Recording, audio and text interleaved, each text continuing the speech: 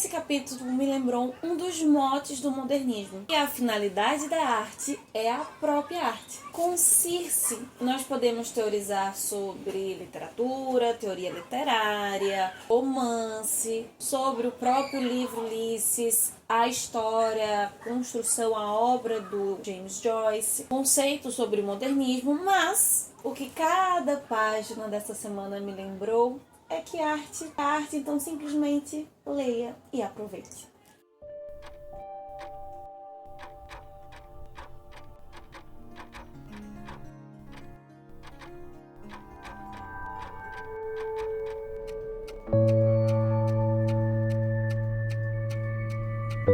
O que temos para hoje, Sanches e Dulcineias? Eu sou a Larissa Bertolino. Você está no canal Uma Garota Quixotesca, onde nós tratamos de literatura, sempre partindo de temáticas, pressupostos, ideias, inspirações que saiam de dentro do nosso queridíssimo Dom Quixote de La Mancha. E mais especificamente, você se encontra no episódio já de número 12 da nossa jornada de leitura conjunta do Ulisses, do James Joyce. E se você ainda não esteve, não se encontrou em algum momento da sua leitura chocado, agora eu acho que pelo menos essa semana isso aconteceu em algum nível, não? Se não aconteceu com você, saiba que pelo menos na época, quando esse livro foi publicado, esse foi um dos capítulos mais chocantes. E olha que eu nem tô falando pelo fato apenas de Circe se passar à meia-noite na zona de prostituição de Dublin, com cenas que se passam no bordel, sendo o símbolo lá da tabelinha do Stuart Gilbert, a prostituta. Mas talvez essa ideia do red light, que aparece logo nas primeiras linhas dessa semana, fique como um alerta vermelho mesmo, um sinal de aviso para você parar, prestar atenção e entender que há muito mais a oferecer e a se encantar, se chocar com Circe do que necessariamente esses assuntos relacionados à prostituição ou promiscuidade. A forma dessa semana foi uma das mais interessantes possíveis, que é a alucinação, o que constitui exatamente durante todo o texto várias linhas tênues entre o real e o imaginário, mas especialmente sobre esse ponto do highlight, do que está explícito, do que está aparentemente implícito e o que está escondido mesmo bem lá dentro do texto. A figura de Circe por si só já indica isso. Circe é uma feiticeira. Em grande parte das leituras, das interpretações da Odisseia, ela é vista como uma prostituta pelo fato de ela se deitar com Odisseu e as suas outras companheiras ali com a tripulação do Odisseu. Mas, lendo atentamente o texto, a Circe ela não se vende. É uma relação muito aberta, eles possuem um acordo e em nenhum momento a cama entra como um papel, como um aspecto desse acordo. Ela é uma mulher extremamente culta, sagaz e talvez um dos meus grandes problemas em ler a Circe do James Joyce essa semana foi tentar encontrar essa Circe do Homero aqui, em uma personagem específica. No final das contas, quem é essa Circe da Odisseia em primeiro momento? Ela é a senhora de uma ilha. Todo esse episódio que eu narrei aqui pra você agora acontece justamente porque quando Odisseu chega na ilha dela, eles se dividem em dois grupos pra tentar vasculhar e entender como é, se tem alguém na ilha. Ela transforma parte dessa tripulação dele em porcos, através de uma droga, de um alucinógeno. Com a ajuda da imunização vinda de Hermes, o Odisseu consegue então entrar, ter acesso a Circe sem sofrer dos seus encantos, dos seus feitiços, e tratar com ela, dialogar, entrar em acordo de igual, entre igual. Ele não é enfeitiçado por ela e ela também está ali diferente das outras mulheres e diferente dos homens do Odisseu, né? Os dois líderes, os dois que mandam, os dois que têm poderes. Depois que ela negocia, depois que todo o acordo é feito, tudo se resolve, aí sim é que ela se deita com Odisseu. E eles passam um ano ali vivendo os prazeres da ilha. Além disso, essa sagacidade da Circe faz com que ele desça ao Hades, ele vai ter que enfrentar depois novamente Scylla e Caríbides, e a Circe vai ser fundamental para isso. É uma figura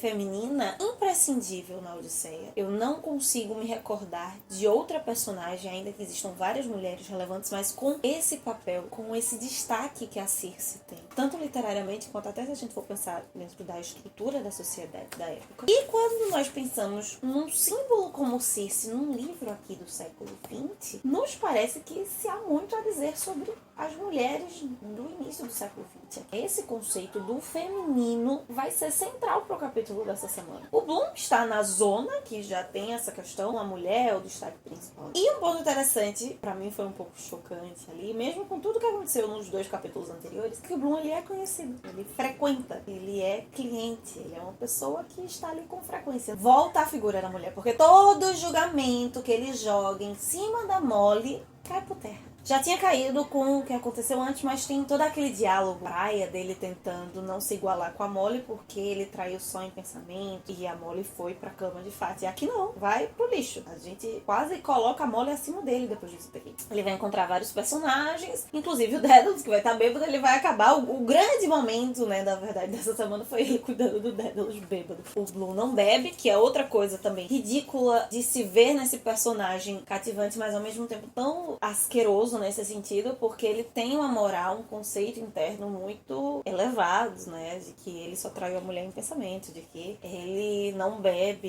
ele é superior aos outros, porque ele não se deixa controlar por essas drogas, mas ele tá ali na zona, né, traindo a esposa da mesma forma. Algo que no conceito moral social é tão questionável quanto. O que é um ponto importante dessa burguesia. Esse aspecto de entender esse feminino no início do século passado me lembrou muitas questões da Madame Bovary. Então, esse momento aqui do Bloom é um reflexo muito forte dessa crítica a essa burguesia daquele momento, que é algo central no modernismo. E o grande boom, o grande X da questão, o grande trunfo dessa semana são as alucinações. O Bloom vai ingerir alguma droga, alguma coisinha ali, e vai começar a ter alucinações. Dentro dessa alucinação, nós vamos ter aspectos e figuras e símbolos e situações incríveis que daria por si só cada uma delas uma conversa extensa aqui, interpretações mil. De novo, Elias aparecendo como esse símbolo do homem judeu, dessas questões envolvendo o antissemitismo já naquele período, mas também dessa crise de identidade do Bloom. Interessante que o Elias vai estar com uma força nesse capítulo dessa semana com um coro de circuncisos. Esse teatro meio ópera que ficou aqui essa semana traz toda essa voz do coletivo também, né? Dessa identidade do indivíduo judeu, da representação tradicional. Muitas figuras apocalípticas vão ser mencionadas, apresentadas aqui, né, nessa tradição judaico-cristã. Intensifica dentro da alucinação do Bloom em vários momentos essa tensão, essas questões de identidade dele por vários aspectos. Por ser pai, órfão de filho, esposo traído, todas as questões profissionais que ele está passando. Mas especialmente os 2 grandes pontos de identidade em conflito dessa semana é o fato nacional, ser irlandês, o que significa ser irlandês, num ambiente onde todas aquelas pessoas são vistas como cidadãos menores, e o que é ser judeu. Não à toa que vai se falar tanto de carne de porco em vários e vários momentos nesse capítulo. São pequenos indícios, minha interpretação, que o Bloom está se vendo cada vez menos como menos judeu. Continua sendo caché, mas ele se vê como alguém que come carne de porco mental, intelectual, em alguma medida, por estar sendo menos judeu,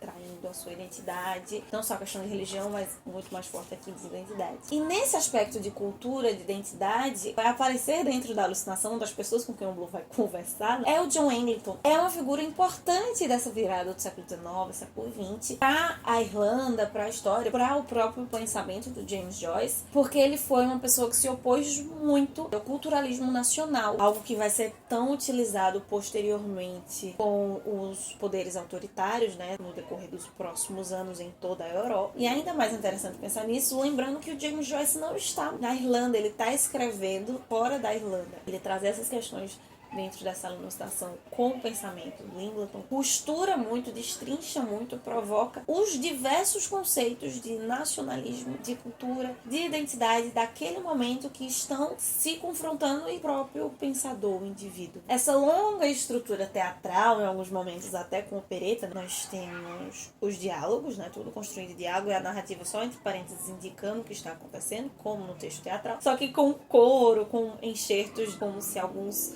personagens estivessem cantando, então parece uma ópera em algum sentido, apesar de não ser toda cantada. Tornou a leitura fácil, por essa facilidade dos diálogos. Se você está acostumado a ler teatro, né? O teatro espanhol que já aparece várias vezes, então facilita nesse sentido. Mas foi difícil, talvez, pela temática que influencia nessa forma, né? Nessa construção de alucinação, de você às vezes não conseguir distinguir o que é real, o que é ele que está vendo, o que é o Daedalus que está vendo. Nessas visões, um outro personagem também que chamou a atenção e que, mesmo não sendo direto, mas evocou muito uma outra obra, um outro outro ponto forte do Ulisses, que é o Hamlet, foi quando, dentro da alucinação, Bloom conversa com o fantasma do Digna, trazendo novamente o signo de morte para a obra, mas, ainda que não sejam muito diretos, lembrou um pouco esse diálogo do fantasma, o pai com o Hamlet. E é como se ele fosse uma chavezinha para alguns pontos de dor que vão desenvolver, tanto pro Bloom quanto pro Daedalus, grande parte das alucinações deles, trazendo, por isso, talvez um pouco dessa dúvida da droga, da bebida, talvez sim, talvez não, claro, é um catalisador, mas são as alucinações, os delírios do seu próprio sofrimento. Volta o signo da mulher, nesse sentido. Ambos têm uma mulher com catalisador de uma dor, e a figura masculina das suas dores forma um triângulo com essa mulher, trazendo novamente o Freud com o complexo de Édipo. O Stephen vai ter alucinações, vai ver ali a sua mãe, que já está morta, né? E o seu pai, que é o algoz, não só desse triângulo de piano, mas realmente o Stephen tem essa relação conturbada com Simon Daedalus. No triângulo, o Stephen tá embaixo, né? Ele é o filho. Enquanto que o Bloom vai ter a alucinação vendo o filho dele, que morreu com 11 dias de nascido, como se essa criança tivesse 11 anos de idade. Ela não o reconhece quando vê. Ele vê a Molly o traindo.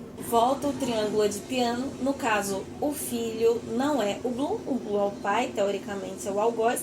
Só que na ausência do filho, na ausência do Édipo, nós temos o Boylan. Foi, inclusive, uma das situações mais desagradáveis e estranhas das alucinações. O Bloom ali quase como um voyeur, vendo o encontro do Boylan e da Molly. Com todos esses outros pontos que a gente viu nos últimos 2 capítulos, especialmente esse capítulo do Bloom traindo a Molly. Eles chamam o Boylan de senhor. Tudo bem, ele tá em delírio. É como se ele estivesse conformado e não visse problema nisso. O que, pra essa época, vamos lembrar, é algo chocante. Então, nós temos esses conflitos edipianos, nós vamos ter dores, vamos ter feridas em pontos de relacionamento, em visão profissional, em questão de identidade, em questão cultural. Mas no final das contas, mesmo dentro de uma alucinação, parece que o Bloom e o Daedalus, especialmente Bloom, estão muito conscientes daquilo que eles fazem, do que eles escolhem, do que eles pensam. Isso pra mim ficou muito claro no momento em que o Bloom, dentro da sua alucinação, ele vira uma mulher. E depois tem o episódio, dentro da alucinação também, que ele tá em julgamento por ter, óbvio, isso aconteceu na realidade, né? Ele assediou a sua empregada, mas é como se estivesse acontecendo o julgamento ali dentro da sua alucinação, porque até então ele nunca foi pego. Então volta novamente esse lugar da mulher, uma visão sobre a mulher, a visão da mulher onde se encaixaria nessa época, nesse momento, vindo exatamente desse personagem, o que traz alguns olhares tão comuns, tão recorrentes, tanto na literatura quanto na filosofia, né? Revocando aí a figura mitológica da Circe. As mulheres, às vezes, pintadas como sagazes, incríveis e fortes, mas a serviço de uma outra violência que elas continuam sofrendo desse universo masculino. Para terminar, uma menção rápida aqui, Crepúsculo dos Deuses, livro do Nietzsche, acontecia naquele momento, todos os deuses, todas as forças, os alicerces que a sociedade se baseava, elas estão ali declinando, que é uma das grandes sombras do Nietzsche em cima da formação do modernismo. Também se reforça essa ideia de qual a finalidade da arte, como a arte, ela não está necessariamente a serviço de problematização desse crepúsculo, mas como ela acaba abarcando isso, né? Das formas como ela acaba abarcando. De fato, foi um capítulo extenso, foi um capítulo que trouxe muitas reflexões, muitos momentos, muitos símbolos, muitas imagens, que reforçou muito essa ideia de que arte é arte, mas que se trabalhe com isso, que se problematize, que se desenvolva, que se cresça, que se produza discursos para valorizá-la, inclusive. Há um momento importante que nós não precisamos, não devemos explicar, nós simplesmente temos contato com elas e aproveitamos e deixamos que as coisas vão fluindo, vão acontecendo, que a arte exista, ela performe e esteja ali. Então é isso, meus queridos cavaleiros andantes. Esta é a nossa leitura, o nosso comentário sobre Circe, o capítulo mais extenso e um dos mais provocadores do Ulisses, do James Joyce. Eu te encontro então na quarta-feira para conversar então por essa mulher que a gente já falou tanto aqui, Madame Bovary, em um único vídeo. Enquanto isso, possamos sair da biblioteca e ver muito além dos Moinhos de Vento. Valeu!